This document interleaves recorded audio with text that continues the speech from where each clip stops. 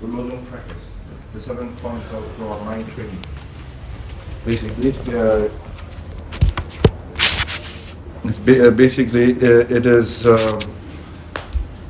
well, we can call it meditation, training the mind. Training the mind, and then using our the good quality of the mind, trying to recognize the good quality of the mind, and then also what we need to understand, what this practice holds or shows us is to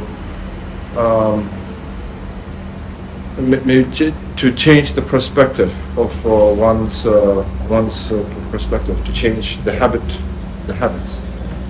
So first things first, when we practice something, or when we step into something that we want to learn, or what we want to practice, simply first of all we need to have that the commitment or the will, right? And then to also to understand the practices, and then to be committed to our practices. So knowledge, basically knowledge, having knowledge on what you are getting yourself into, and then the knowledge, or you can call it understanding. So the first thing is more or less like to realize the precious human life that we have received.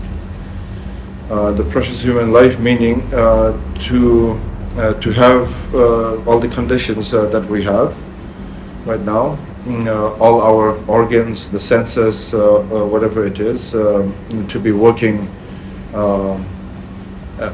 as it should, and then to be in a place where we have access to the teachings as well. I mean, nowadays we have even from the internet, we have so many accesses to learning the teachings. So to have that sense of the precious human life, is one, probably, because if we have this sense, then that is the birth into the practices, into the teachings, basically. The birth of taking place of practicing, basically following the Dharma. With that sense, with that ground, with that understanding, then one basically wants to understand more. One wants to go on to that journey. So if we, if we want to believe in it, or if we don't believe in it, it is, karma plays a very big part in this. Because of our past karmas, we now have, we are what we are now. This is the law of cause and effect, I guess, which works in very mysterious ways.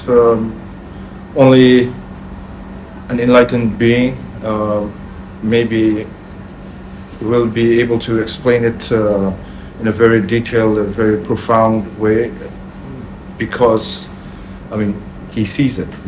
He or she sees the law, understands the law. But definitely, we should also have that understanding of the karma. We should, but rather we should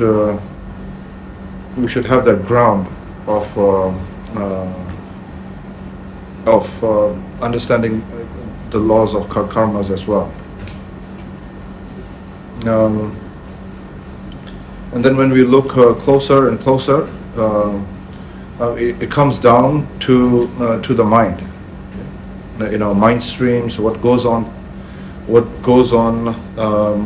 in the mind streams, how we have habited the mind to be, and the grasping or the attachments and all those qualities within our minds. So obviously this we know ourselves the best. We know ourselves inside and out. That is what we say. And then when we meditate or simply reflect on oneself, if we understand the good qualities and then our negative qualities within our mind, if we can simply reflect on oneself, we come to realize that there's so much going on within our minds, and then most of the time is our emotions makes the better of us, which means that we are actually not really in control. I mean, emotions come, attachments come, whatever it is. It comes from what we see from the outside world. Then whatever is created from within. So yes, one should also understand this. Yes, the stream of mind. Basically, what I'm trying to say is to get to know yourself better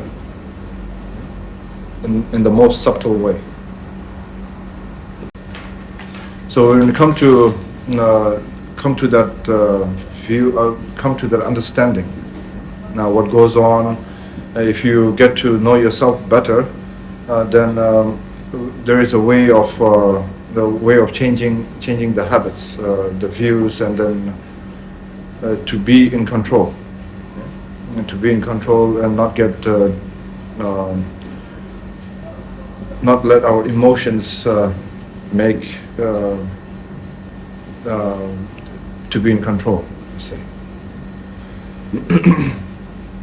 So this is when I guess when we focus more on the good quality of our minds, and that is when we can try to influence the habited mind, the influenced mind, and then to simply by meditating upon those qualities, we can change the ways of the habit of what we have so far created.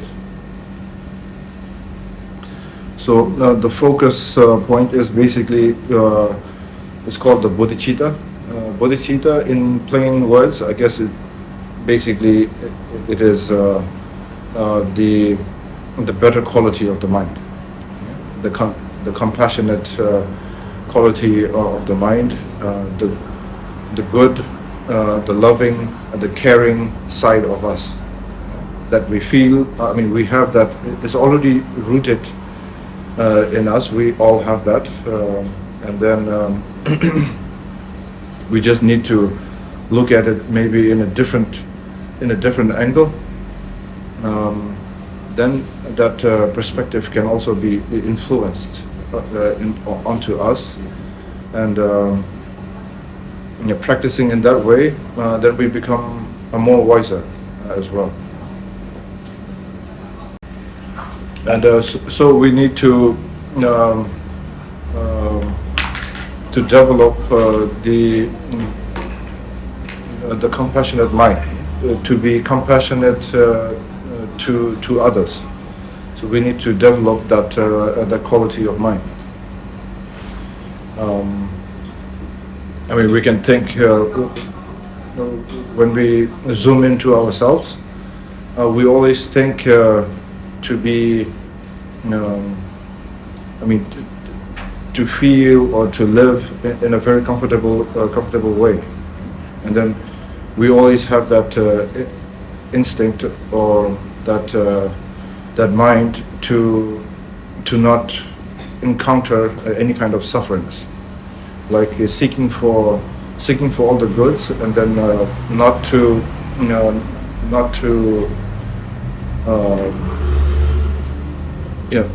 let all that unpleasantness or sufferings to feel. So Rinpoche is just mentioned seeking. Well, I missed the word. Seeking what? Seeking for happiness. Seeking for happiness and not seeking for sufferings. Yes. I mean, this is how everyone feels. Even when it comes to happiness and suffering, even the animals or the smallest insects, I mean, has that quality. So this is how it is. It's kind of how we the view of us that we see, basically. And then the cause for that, because that time we talked about karma, and then karma works in very mysterious ways. If we accumulate that kind of habit with that kind of ground and understanding, and then if we strive to live in that perspective, then we accumulate a lot of karmas as well, which may lead to maybe not, I don't know, that can be up to the karma, I guess, whatever we accumulate.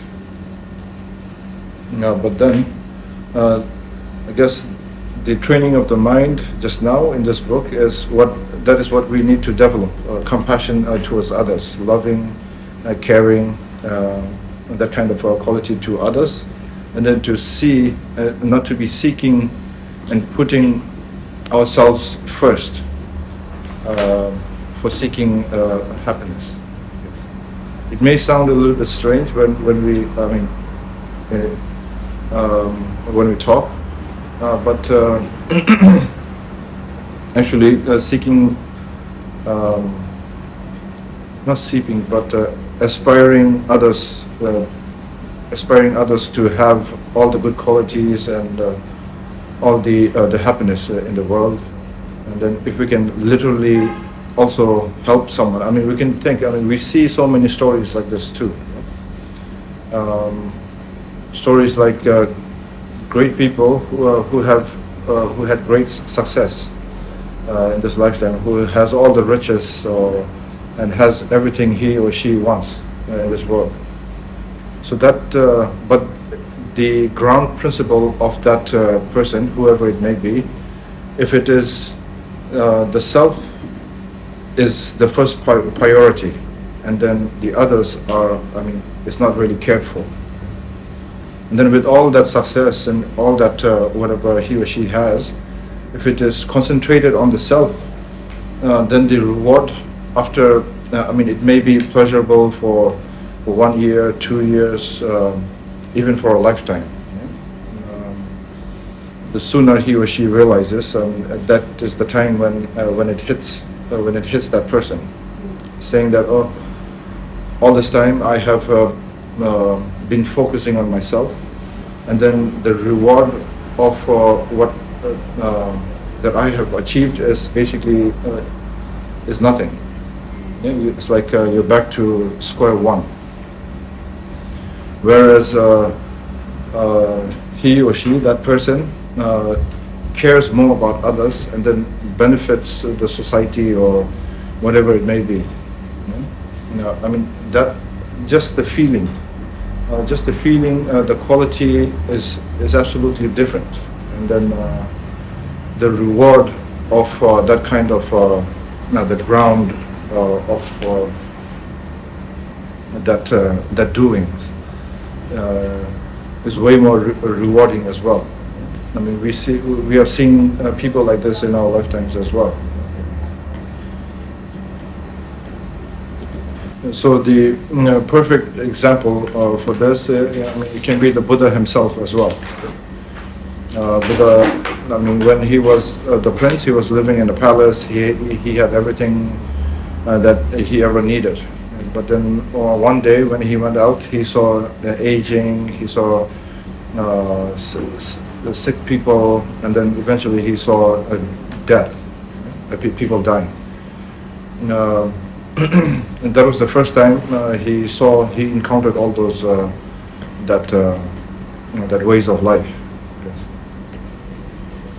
And yes, so ever since then he had a very strong urge to go look for the essence, I guess, the essence of nature, of essence of life, whatever it is. And then he gave up everything, and then he went on to seek he went to seek the essence of it. And then after that, that whole process was to saying that that moment was Buddha totally gave up on himself. I mean, that doesn't sound right. Gave up on himself, meaning that he had no self-centeredness, I guess. Meaning, but his whole ground, or from there moment on, was to help others. Because he realized that everyone that he cared for, or everyone that he loved, will eventually go through that cycle of the four sufferings. So then he went on to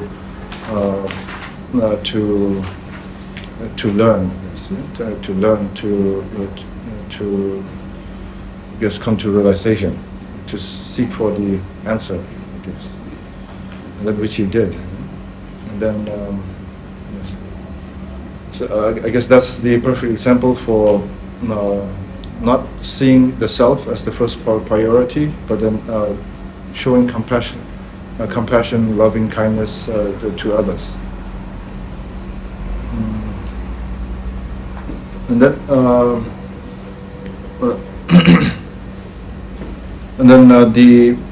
the way to develop our compassion, the compassionate mind, is to the practice of giving and taking. Yes. Giving and taking, meaning that giving all the happiness that one can experience in this lifetime. It doesn't have to be according to the books. All the qualities that you feel that you think it is happiness that you can give to all sentient beings. All sentient beings, meaning, I think just now, to the circle of people. The circle of people, meaning that our friends, our families, our near and dear ones, basically. So because when we dedicate it to them, we have that link. We can really sincerely make that aspirations to them. We can sincerely give to them whatever good thoughts that we have. Rather than all sentient beings, all sentient beings might not just might be a little bit hard to digest when we actually meditate too. And then when we what we take is we take all the hardships, the negativity, or you can call it the sufferings. Yes, all the negative qualities onto oneself, and then when we gather all of them onto oneself, it simply evaporates. All the suffering kind of ends, and then also you make an aspiration that all your to the circle of your people, that they may never have to go through suffering again. So basically, making a very sincere wish. So the actual practice of the give and take meditation is basically simply is that giving out the happiness, and then taking in all the sufferings. But behind what that is trying to do is more important, I guess, because the give and take method, it is just a tool. It's just a tool for the mind to change the ways of the habit, let's say. But when we are actually visualizing or meditating the give and take, actually it's simply a method to change, nothing more, nothing less. So when we do that, we should not have that concept of when we are taking in suffering or having that little bit of conflict in the mind that I might feel, I might actually take all the suffering of all the people. So it should be totally free from that. Yes, that kind of thoughts should not come when we do the meditation, do the practice. Like I said, it's just a tool to give a chance to our own minds to see it in a different perspective. Because we are so constantly in the other perspective. So what we're trying to do is just give a chance to the mind, kind of like forcing the mind to give the mind a chance to see from a different perspective. That's all. Basically, we can also, before the give and take, when we meditate upon that, we can start with the two conflicting attitudes within the mind, I guess. One being the having the self as the priority, and then the others as less, ignoring the others, and then to do the other way around, like having the priority to others and then keeping yourself aside. And then in whatever ways it is that you want to direct, simply you can direct you can make up anything in your mind. In our minds we can make up anything in our mind. So you can basically just like directing a film or a story, whatever it is. So try to see those two conflicting ways, not conflicting ways, but the two attitudes, and then to see which one feels more rewarding. And then if you think, it can be both. Maybe you can when you do the meditation, it might feel like putting yourself as the priority is more. It makes you more happier, or is more rewarding. So if you feel that, then you can start to ask question. You can pose yourself any kind of questions, saying, why is it making you? Why is it more worthwhile to have that kind of attitude? And then you can basically drag it on and on and on, and then you can play with it. Yeah? And then you can play with it. Yes. And then also, if it's on the other attitude, then you can do the same as well. And then in the end, if you practice, you'll keep on practicing. Obviously there will be a result. Yeah? Whatever result it is, it will come to you naturally. So I think just now, since the motivation is the ground. Understanding this precious human life is the ground. Understanding the karma is the ground. And then the motivation. Just now we are trying to find the motivation within ourselves. So I think we, just now we can do some meditation together, and then the first part is basically the two attitudes. We can just simply reflect on the self and then the others, reflect on that, and then on the other session, another 10 minutes or so, we can do a little bit of the give and take meditation. So I think before we start, simply first maybe like a minute or so, you can just concentrate on your breath. Keep your focus on your breath. Maybe no need to count, and then slowly, you can then you can start to direct your version of the truth, and then put yourself into that what do you call it, situation. Okay.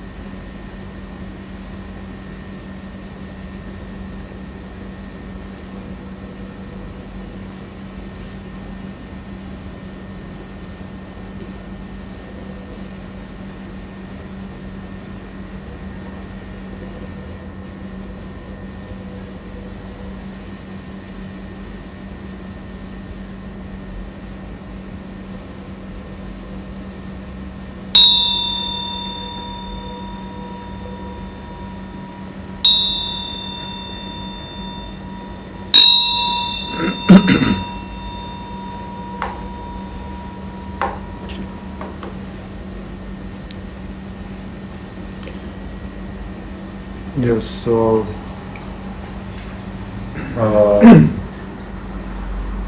yeah, so this is basically we're trying to give the chance to just to give the mind a chance to see from a different perspective. Yeah, that is all that it is. Nothing more than that. Like I said that time, I mean, we can kind of like direct, like a scene or whatever concept it is. I guess, I mean, it's like that saying, if you win $1 million, what would you do with that money? There's a saying like that. Yeah? So, I mean, that can be, I mean, you can use that kind of, maybe that kind of concepts. And then you can see what you, I mean, then the follow-up will be whatever it is, yeah? how you wanted to follow it up. Like for example, I mean, it can be through either wealth or it can be knowledge. I mean, having that knowledge, immense knowledge. I mean, what would one do, and how would you use it? Why would you use it? For what benefit? For what purpose? And then also to have any kind of abilities on oneself. If we had that ability, then how would you use it? Why would you use it? Or it can be a true story, let's say, like what we are right now. Whatever it is. Yeah? How would you deal with whatever you have right now? Kind of. Like the simplest things, like maybe through abilities, through knowledge or abilities. Abilities meaning basically showing loving and kindness to others. Like. If you see a person on the street who is very, who's very poor, let's say, then if you want to help him or her, and then you pick him up, and then if you really care for that person, and then you really want to do something, or because some people, we kind of have that, if I do this, then my reputation is getting, it's not looking nice. That protectiveness also, we have that kind of things depending on what kind of environment that we are in, different environments. We have that protectiveness of the self. So we can choose whatever kinds of scenes, small scenes like that, and then if you feel any kind of whatever you feel, then you, like I said, you just keep on asking and keep on dragging it, and to know why we are doing it.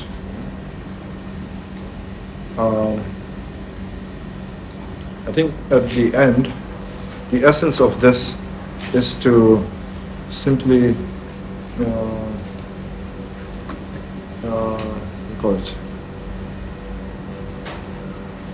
to recognize that quality that we have, that is rooted in us. Yeah? So we are simply trying to recognize that quality, and then when we actually experiment in real life, then we are more, we understand better. The essence of this is to maybe not find out, but to ask yourself why. Or why we are doing what we're doing, or whatever that you have created that thought when we are trying to figure out which one is more rewarding from the two thoughts. It is the questions that we ask ourselves is, I guess, why we're doing what we're doing. And then eventually, I think, this is the conclusion that we need to come to, I guess. because we realize that the cause of, the benefiting of others is the cause to good karma. Yes, we can say that. So that is the cause of, cause meaning karma. So basically, we're cultivating good karma. Yes. So yeah. Today I was just trying to brief what we went through before. So somehow I tried to go by as quickly as I could. I still couldn't reach the part where we left off last time. Yeah? But yes, I think it's good that everyone is on the same page now. Mm-hmm. And yes, and then this, I think, there are 7 points of this, the mind training. So I think just now what we went through is the first point, the second point of mind training. And then if there's any questions, I guess we can. Of course. Yeah. Actually, when we meditate just now, when I give, I feel very happy, and because I feel no attachment to myself. And when I receive, I feel like so much suffering because I can feel my attachment.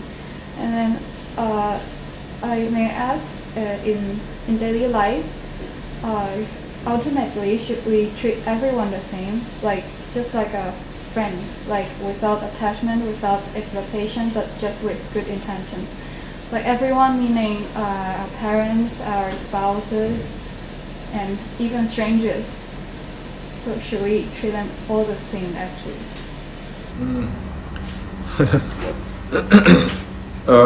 Just now, this practice is, it's so not sole purpose, but it is a method to change our view. You know? It's simply, it has got nothing to do with others. Yes, simply you, your view, your perceptions. So it's got nothing to do with. Family is family. They will always be family. And your friends are your friends. Whatever relations that you have, it will always be there. Yeah? Yeah, but then your perception is. When we practice, also at this stage, we should not take it to what do you call it? Not the real world, but to the real world, let's say. So the rain. To the real world. To the way. To reality, or not to reality. To the real world. world. So to speak, yeah. But then, what we're working on is simply we're working on within oneself. It's just the views, I guess. But and then when we go on with our everyday lives, I think we should not just now move to that stage where we see everything differently. Yeah? Then overnight you become a stranger to your own parents. So, not exactly that, but yes.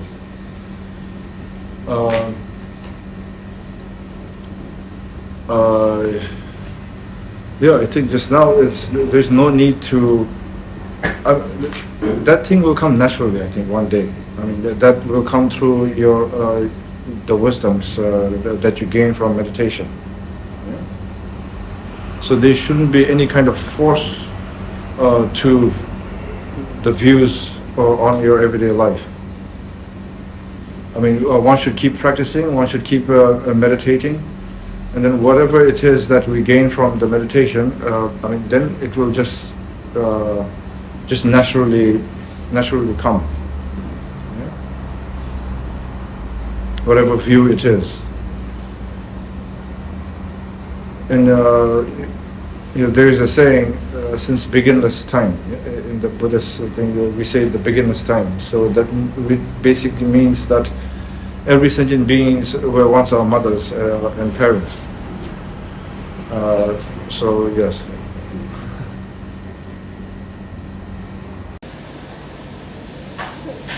Do you mean that actually treating everyone the same is the ultimate view that? That's the ultimate view, yes.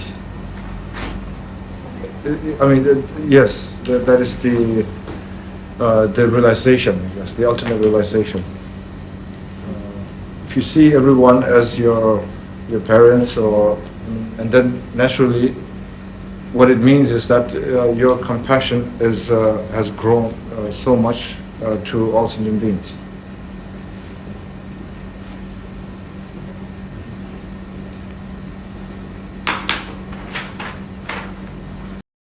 Aside the beginner, how long should I practice in every day? How long should I? Yes. I mean, since meditation is kind of like to train the mind, yeah? So I mean, we can think of our habits. I mean, changing a habit is something that needs to be trained paid focused on it every single time. And then slowly, we can change the habit, whatever it is.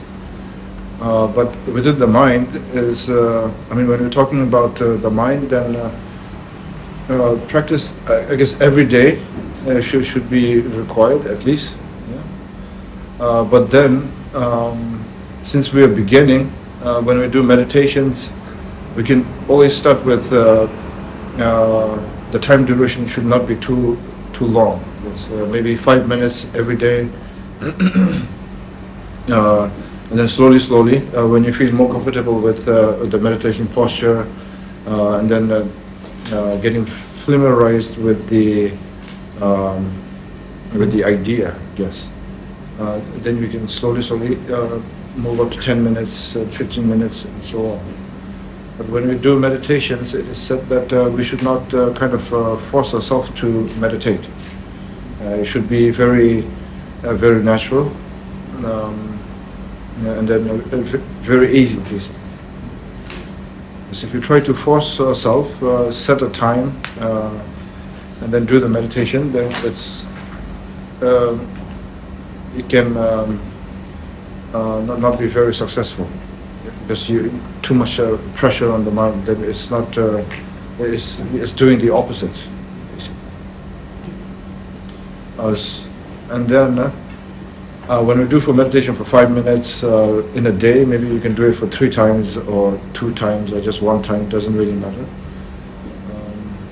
But then when we are not doing the meditation, we should always be aware of what we meditate upon. Like for instance, if we do let's say just now, what we did just now. If we do that for 5 minutes, let's say, and then you go on your everyday life. That is also a meditation. It's called like the post-meditation. So basically, the mind needs to be aware. The mind needs to be mindful of what we meditated upon in the 5 minutes, in the calm state when we sat down, and then when we try to train the mind. So during the post-meditation, we should at least try to be aware of what we did in the 5 minutes, what we analyzed, what we realized, and so on. So the post-meditation helps your next meditation become better. And your meditation will become, the post-meditation become better again. So it helps both ways.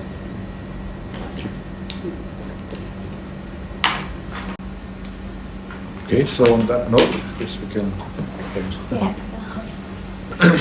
So nam de tamje se ne tomne ne be don nam tamje ne ke ga na che balap to by sibe so le do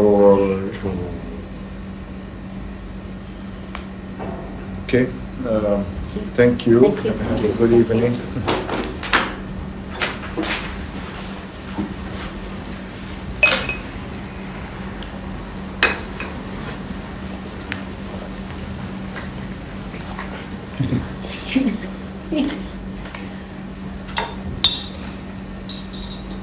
Sorry. Okay.